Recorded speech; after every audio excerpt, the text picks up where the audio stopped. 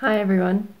So a point that came up in a discussion on our recent Destiny group chat was what do you do when you are emotional or angry or worked up, or you are reacting hard to your partner?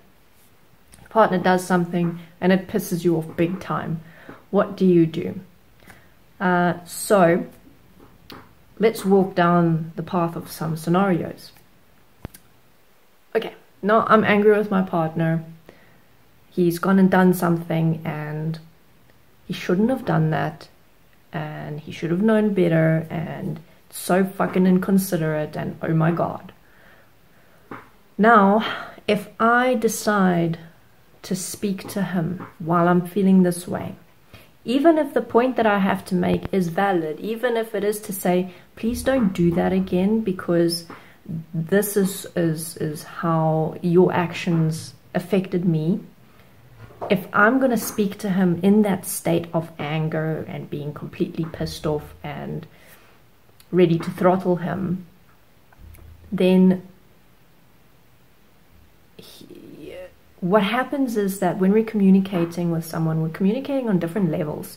So yes, the words that I'm saying is one particular level, but the state I'm in when I'm saying them, that emotional state, is a different level. And he's going to be on the receiving end of both of those levels. And often what happens when you speak to someone in an emotional state is that they are going to pick up on that emotion, and it's going to be much more, it's going to be much louder than anything else that you might be saying or any other way that you might be expressing yourself. So a lot of the time what happens is that the person doesn't even hear your words, because it's like your anger triggers a reaction within them where they then feel like they need to defend themselves. So instead of hearing you openly and considering really what you have to say, they are very likely going to defend their actions and turn it into a blame game where, yeah, well, you shouldn't have done that and that and that in the first place. And often going down this path repeatedly is what creates a lot of resentment in relationships. It creates a very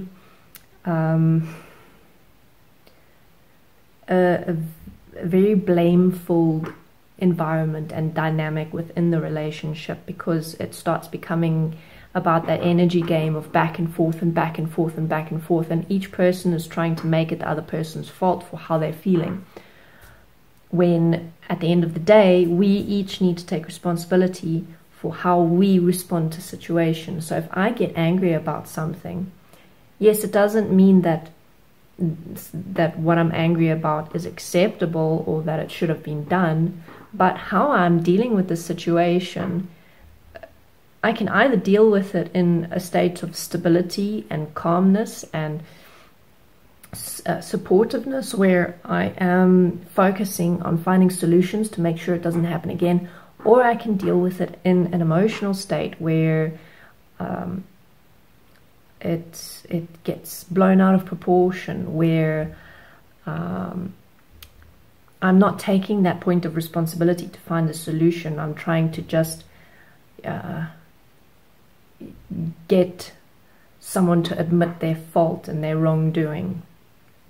So that's going down that path of speaking in that reactive state.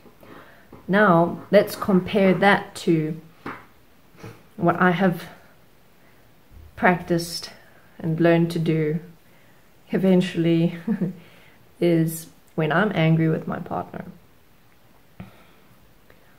I don't say anything. I don't do anything. Sometimes I will leave the room and just find a quiet space for myself, or maybe go walk outside or something, and I let myself cool down first. For me, what I find supportive is to do something physical, like go for a walk, like gardening, like doing some stretches, like even doing some cleaning. Something that redirects my focus and my attention and gets me out of the loop of trying to assign blame onto my partner, or of thinking about how he's such a terrible person and that he's so bad and he's so wrong and he's so this and that and he shouldn't have done this. So sometimes it takes a little bit of time, sometimes it's a little bit faster. And what happens as I'm going through this process of like refocusing myself and getting myself out of that loop is it's like going from tunnel vision to expanding how I see things, expanding what I'm looking at. So the tunnel vision of how bad and wrong and how at fault my partner is, to, okay, how did this situation happen in the first place? What can I do to support him? How can I make sure that this situation doesn't happen again? What is the process that he's been walking that led him to that point in time where this event happened that I'm now angry about? What may I have done to contribute to the creation of that event? Those are all the different aspects that I start considering. And as I start considering and broadening my view, that anger drops away, because I can no longer try to blame him, because I'm now starting to see all the different dimensions that are actually involved. It's not as simple as he is a bastard and he did this on purpose to hurt me, because it doesn't work that way.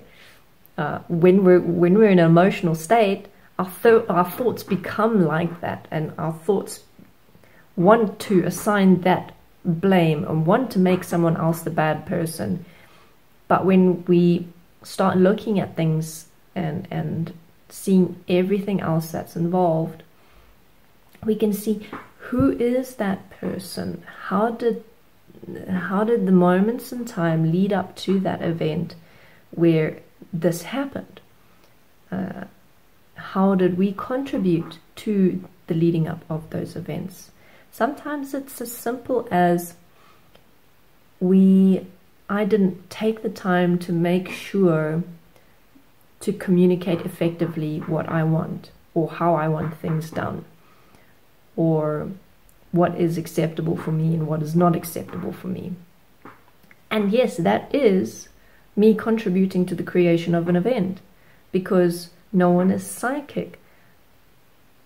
People in our lives are not going to know how we want things done if we don't actually tell them. So that is the process that works for me.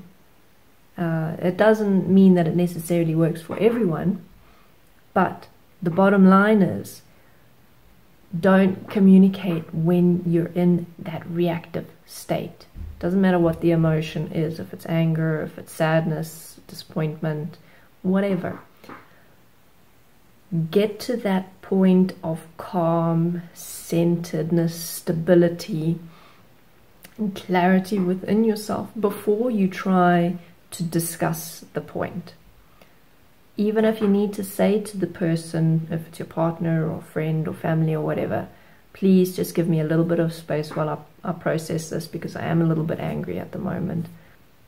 I'd like to talk about it, just not right now. Let me just deal with the anger first, or whatever it is that you're feeling.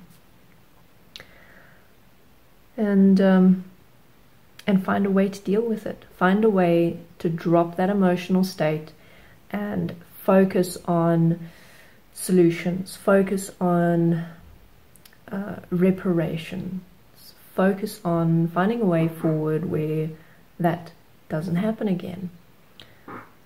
Focus on how you can support the other person, because things are not always as black and white as it's someone's fault and only their fault. We can take responsibility within all aspects of our lives and relationships. And one of the cats talking. We we can take that responsibility to make things better and to find solutions. Okay, I'm going to go and see what the cat's going on about. Thanks for watching. If you have any questions or comments, you can send a direct message or leave a comment. Otherwise, I shall see you next time. Thanks for watching.